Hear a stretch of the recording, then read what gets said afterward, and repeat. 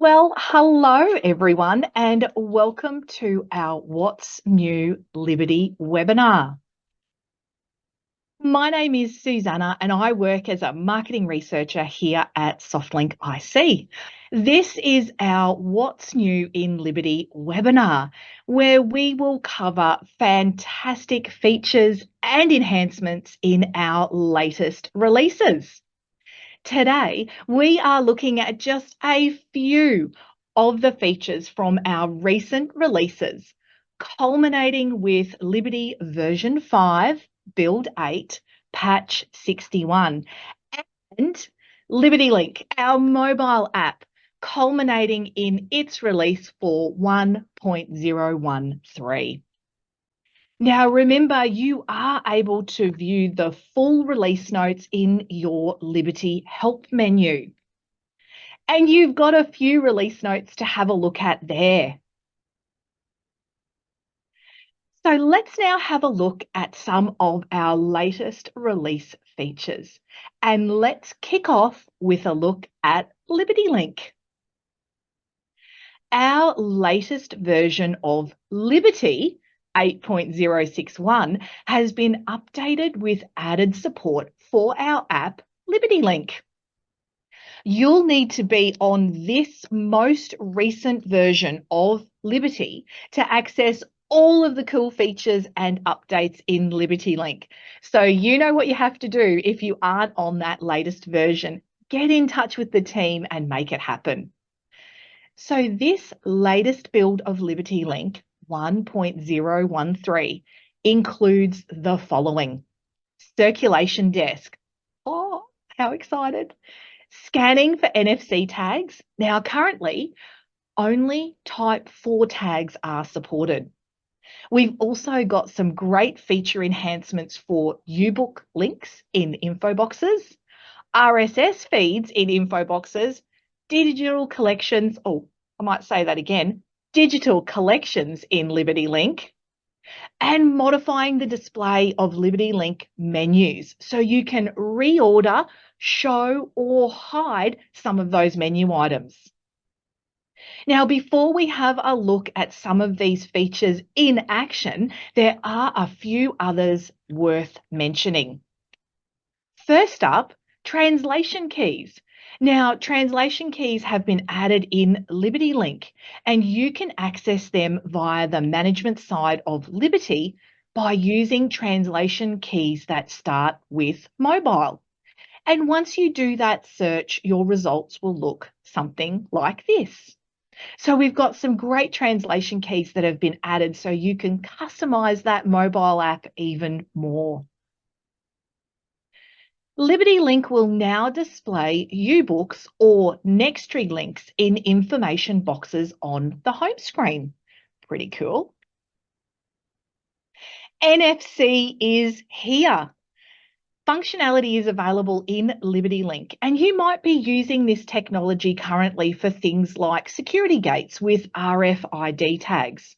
Now, this feature is available for loans, returns, stock taking, and weeding. It does require an update to parameter 8104 to select your scan mode. And on the screen is the option where you can actually choose the input type with each function that you do.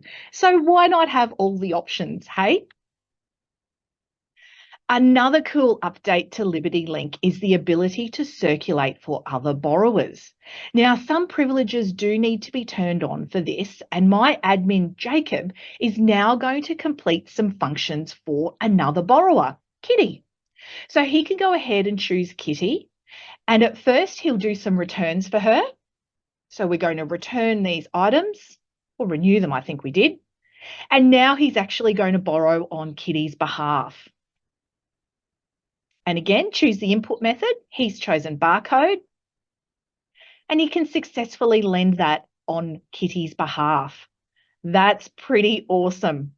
Now, this is enabled for administrators, but if you do have others in your team that would like this feature, get in touch with us and we will be more than happy to help you out. Now, RSS feeds can also be available in LibertyLink. So let's have a look at this one here. Here's my RSS feed of the latest SoftLink news. And you can see I can go ahead and pick on the latest blog there, and it launches straight into a browser window on my smart device. A great feature and a handy reminder to make sure you check out our blog page, because there is always something new on our blog page. Now, remember, when you are setting up your information boxes in Liberty, you can choose where you'd like that info box to display. So as you're going through the setup, you've got the option of website, website and mobile, mobile, or disabled. That's if the information box is just an internal reference or it's something you only bring up, say, seasonally. Our next neat improvement lets us change the options in the submenu on the home screen for LibertyLink, which you can see here. So let's say in this area under My Portal, I would like the borrower card to appear right up at the top. I want it the first option for my borrowers. So how do I do that? If I head over to the administrative side of Liberty and go to System and Pages, I can go ahead and search for mobile, and I can edit the relevant menu. And so you can see here, by changing the order and moving the borrower card right up to the top, this is how the new menu will appear. Now, am I telling the truth? Let's check it out. And here you go, a refreshed view of my mobile app, and you can see that the borrower card is right up at the top.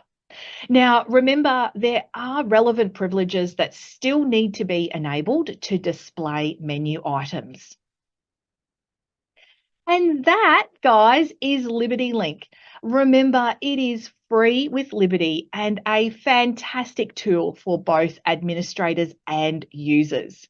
Now, we did a fantastic bootcamp recently, which covered many of the features offered by LibertyLink. So if you find some time to watch that bootcamp, you'll see that there are plenty of great reasons to take advantage of this free add-on with Liberty. Now, remember to access all of these awesome features and more that you've seen today in LibertyLink. You do need to be on that latest version of Liberty 8.061. Well, let's now take a look at some of the latest release features for Liberty, and let's kick off with the OPAC or the homepage. So let me switch over into Liberty and let's head over to that OPAC or that homepage. So we now have a new type of information box available in Liberty for library statistics. And on my homepage here, you can see I've already got one set up, but that doesn't really tell you very much. Let's find out how to get one added in. So I'll add it in as an information box, and you can see here's a preview of what it looks like. And I'm going to add two in today. One is going to show me my searches for the last 3 months. So I'll pop a banner in here. I won't make it visible. Now, what I will do though is display this to all branches, because I want everyone to know all of the searches that we've been doing. And part of the new information box has got two areas, the timescale and the statistics. So the timescale is over all time, days, weeks, months, or years. And as I mentioned, we are going to do 3 months worth of statistics. So let's pop that in. Now, let's add across any of my statistics that relate to searches. So I've got 2 there, and I think just having a look at the list, that's all my search statistics. So we are going to see our successful and failed searches as a count. Now, you can change the color of the counter in the background. So let's pick a awful color that nobody would use, unless purple's, I like purple. Let's go with purple. I take it back. It's not an awful color. And let's choose a color for the number. Let's make it blue. Might be a bit hard to see. I might make it a bit darker. There we go. So once I'm happy with that, I'm going to click on Save. And if I head back to my homepage, you will see that my statistics are here. So let's add one more in just so that we get the hang of it. This one will be a lot faster. And then what we'll do is we'll reorder them so they appear right up at the top and they look really cool. Let's add one in for e-resources. So we don't want to see this banner. This is just to remind me what it is for. And I might do this one over all time. So it's this one here, total electronic resources view. Now, this count is the count of my electronic loans as per parameter 4514. So let me go ahead and choose some colors. I'll be a whole lot quicker this time and click on save. But while that refreshes, let me just position my information boxes and I'll move all of my statistics up to the top here so we can go ahead and see them all in a row. And there you have it. Probably not the best color choice on the e-resources, but we've had 762 e-loans over all time. And you can see here's a summary of our 3-month searches. So a great feature. Now, the next thing I wanted to show you also sits here on the OPAC. So I'll show you what it looks like as it's done, and then we'll head over to the admin side and see where we can set it up. So we have added in a new digital collections authority into the system.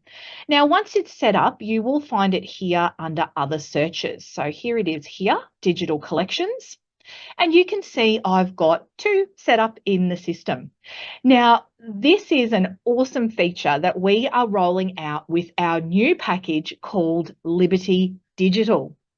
Now, as we saw, you can access that newly created digital collection via the other searches, but it also comes up as a browse by option, and that is available to you here.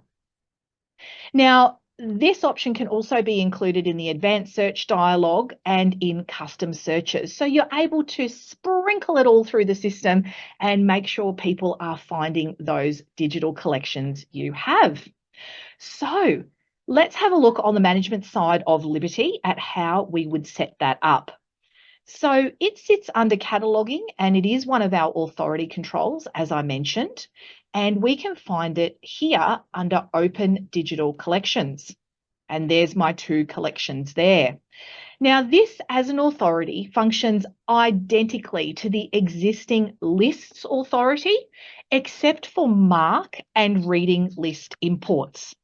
So in this area, you are able to manage, add your digital collections. So that is a pretty neat feature. Now, while I'm on the management side of Liberty, let's check out a new link that we have added here on the menu bar, and it is a link to ShareMyLibrary. Now, this is the SoftLink site, so it's a site that we created, which lets you create your own custom QR codes for promoting your library resources and catalogue. So from the staff interface, you click on that link and it'll open this page, and it is easy peasy to do. So go in and have a play and start creating some QR codes to promote your library and your resources. So a nice little update here next up is if you are using our custom fields. So they're our usernote and usertext fields. So currently, well, you weren't able to use translation keys to update those field names in the custom reports. Now, let me show you what I mean in an existing report. So you can see I've got an existing report here and I've got some usernote and usertext fields. And when I run that custom report, I'm left with the column heading usernote or usertext. Well, here's some great news. Let's head over to System and then Translations and make sure our translation editing is turned on. And let's update some of these translations. So if I go to this option here, my go-to key, now I don't know what happens to me, but when I do these webinars, I lose the ability to type. So I have copy and pasted the exact command, so there are no whoopsies in my typing. So this is the key that I need to update to get that user text field customized. And it's here. So let's edit this one. And I usually use this field to reflect anything in the collection that has been donated. So I'm going to update that to read donated by. And let's do one more, and it's going to be user text 2. See, I'm foolproofed my typing. And then I'll edit this. And this one is going to be the approximate, no, I haven't, approximate value of my resource if it's relevant. Great. So I've updated the translation keys for those two fields. Now, as I mentioned, you can do that for user notes and user text fields. So let's run that custom report again. What we'll actually need to do is create a brand new custom report. So let's bring up some new resources. Oh, wait, it'll help if I'm in the right area. Off to cataloging and resources. And let's bring up some new resources here. Let's create a brand new custom report that is going to now show me these translated fields. So I'm going to give my report a name that starts with number 1, and that's just so it appears at the top of the list. So that's the only reason I'm doing that. So let's add in my title, and I'm going to add in my author. Now, previously, I would have to go and search for user text 1 and user text 2, but remember I changed the name of it to donated by and approximate value. So I'll add those fields in. I'll export that as an Excel format report, and I will click on Save. Now that report will save in the background there, and you can see it's right up at the top of the list here. So let's run that report and have a look at my brand new translated fields. All right, let's open that report up, and that should open on my screen shortly. Now, while I'm waiting for that to open, not a one, here it is, great. And you can see here, instead of user text 1 or user text 2, I've actually got the approximate value and who these resources were donated by and any other information that I've added. So that is a nice little update to our custom reports. Now, I have one caveat for you. These translations will then be used for any new custom reports that you create. So if you've got some custom reports that have these fields, you'll need to recreate them.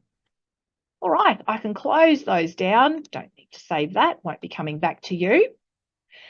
Let's now have a look at some updates and changes we have made to interest notifications or current awareness. So let's say you've catalogued some new resources and you remember or you notice that there are no subjects added, or they're not the right subjects that have been added. Now that's a trigger for one of your alerts. So without a subject, there's no way to pick up these new resources for an alert. Are you with me? Great. All right, so let's go have a look at a nice little change that we have made. We can now set interests to re-evaluate resources when their subjects have been changed. So over in cataloging and resources, let's have a look at one of our brand new resources. All right, now let's edit this record. Now, while I'm here, let's have a look at a nice little update, little segue that we've made to some of these fields. So we have made some of these fields resizable. So you can see one of them is the author field. You know, sometimes the author names do get a little bit long. And the other one is where I'm heading to now, which is the subject field. So let's head down to subjects, and you can see this one has no subjects added at all. So this is a resource about pickleball. So let's add in some subjects, and you can see here I can resize this particular field, which is a nice little feature. So I've edited this brand new resource, I've added in a subject, and so now I will be able to trigger this to be re-evaluated when interests run next. So what I need to do in order for that to happen is I need to edit one of our parameters. So over to management and parameters, and the one that we're after is parameter 1611. And let me just find that one here. And one of the things I love about our parameters is there's always a great little description. So this parameter will let me enable the ability to re-evaluate resources against interests when the subjects are modified. Currently, it's defaulted to no, so I'm going to change that to yes and click on save. Now, I think I know what you're thinking. Am I going to get duplicates? No. You won't get a duplicate notification. A user won't receive a second notification for the same resource matching the same interest. And of course, if you'd like any help with this or you've got any more questions, remember to reach out to the team. And as a reminder, that feature is disabled by default, so you do actually need to go in and enable it. Now, while we're having a little scoot around parameters, let's have a look at two other quick updates. Now, the first one is parameter 1156, and this is our dashboard overview module. Now, we've added a brand new widget in here that shows me subscriptions about to expire. Very handy, I think you'll agree. So let me go ahead and add that in, and here it is here. Subscriptions about to expire. Now it does pop it in down the bottom, but I'll move it right up to the top. So when we go back to the dashboard, we'll refresh it and it'll be right up at the top there. So I'll click on save and that's ready to go. We'll head over to the dashboard in just one quick minute. I want to show you another parameter that we have added in, and that's parameter 1157, which sits in the same area here. Now, firstly, this is defaulted to false, so it's turned off by default. But this parameter gives you the ability to exclude the searches staff are doing from the recent failed and recent successful searches. So in that widget on your dashboard, which shows those search counts, no staff searches will be in there if you enable this particular parameter. So let's enable that and click on save. And let's head over to the dashboard and have a look at what that looks like. So you can see here is my subscriptions about to expire widget, and I have got some subscriptions listed in there. So that's a lovely reminder for me to hop in and have a look. And you can see with my recent failed searches, I have nothing, probably because this is a test system and I suspect all the searches were done by staff. But you can see I have got some recent successful searches and they've been done by users of ours. And I have excluded all of the staff results from that. So a nice way to refine those analytics on your dashboard.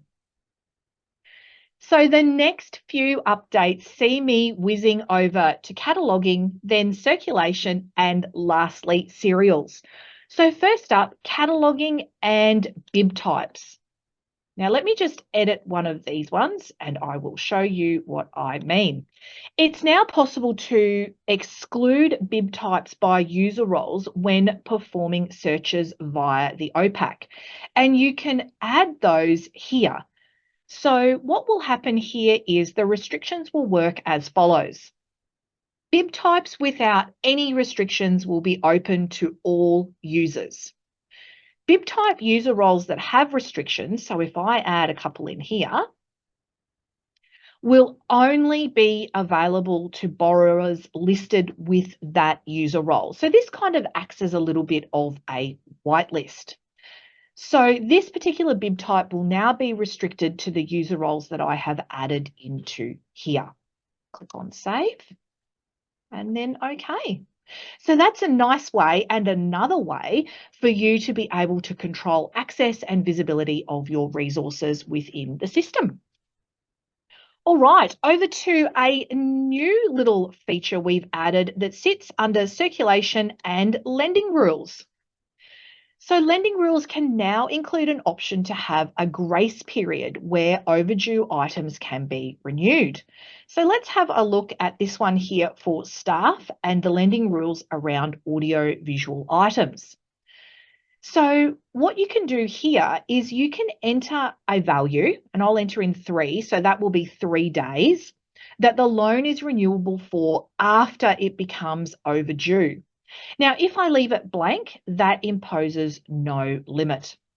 So what will happen here is I will restrict renewals to only resources that are fewer than 3 days overdue by modifying this feature. All right, and before we head out of Liberty over to cereals, that was my last stop. So let's have a look at some nice little changes we've made to our check-in screen. So let me just bring up one of my cereals. And on our check-in screen here, we have added the option to expand and collapse the side details here. So you can see I've got under edit, I've got quite a few sections here that are expanded by default, but I can easily collapse those. So that's a nice way to tidy that view up and only have a look at the things you're ready to look at. Now, as I mentioned, that little feature sits under edit, and it also sits here under receive. So we can expand or collapse that particular view. So that's a nice little feature there to tidy up that view while you're handling and managing your cereals. All right, moving out of Liberty and back to my slides. Let's take a look at a few quick updates, changes, and enhancements. The Elsevier Federated Search connector has been updated to include API keys issued by them. So this can be used for improved authentication in conjunction with tokens when accessing their resources from Liberty.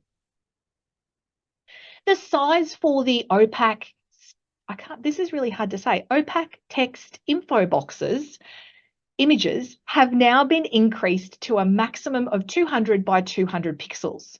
Larger images will automatically be scaled down in Liberty while maintaining that original aspect ratio. So no more weird looking images appearing in your info boxes there.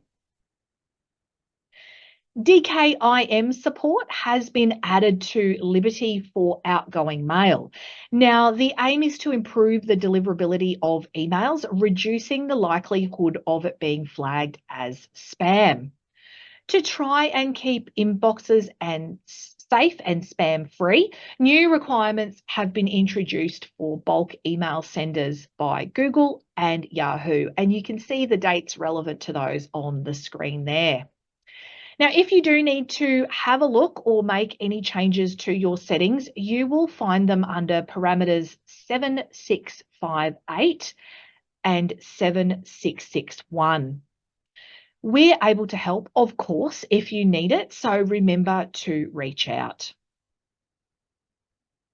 Now, our next update.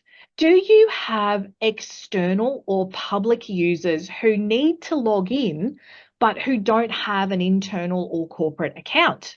Well, I've got news for you. Liberty now supports a library authenticating some users via SSO and others via Liberty's internal authentication. Now, the intent of this change is to allow staff to authenticate via SSO, but external or public users log in without needing an internal or corporate account.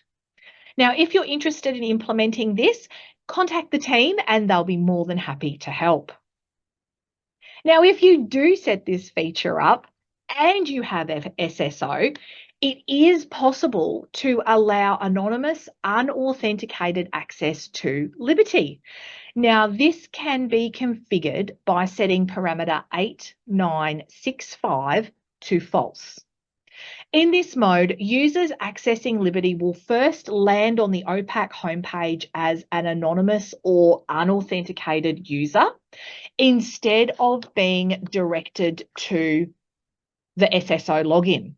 So the user can then elect to click login which will then proceed through to the normal SSO authentication process. Now, of course, get in touch if you have any questions about this. Now, for systems using SAML, single sign-on, you can now automatically populate and update borrower fields on new or existing borrowers using values provided by your central authentication provider. Now, this is pretty exciting. So if your company's central authentication service has a user's address or phone number, and you'd like that in Liberty, or you'd like it updated in Liberty, you can now configure to automatically add or update this on the Liberty borrower record when that user logs in. Game changer. This is controlled via parameters 8282 and parameter 8284. Now, as always, if this is not making any sense, I had to go through it a few times to make sure I understood what was happening. Give us a call and have a quick chat. We're more than happy to make sure that this is the right process for you and also give you a hand to make sure it's working exactly as you intend. So here is a quick summary of the parameters that we mentioned today. And I kind of like adding this in because sometimes it's easy to jot the parameter down and then go and have a look at what it does. And then that might get you thinking about whether you need some help with it or if you're happy to go it on your own and have a crack. And that brings us to the end of our new features webinar. There are tons. I did have plenty in my notes, but it's actually tons of changes, enhancements, and updates in the releases that we covered for both Liberty and Liberty Link.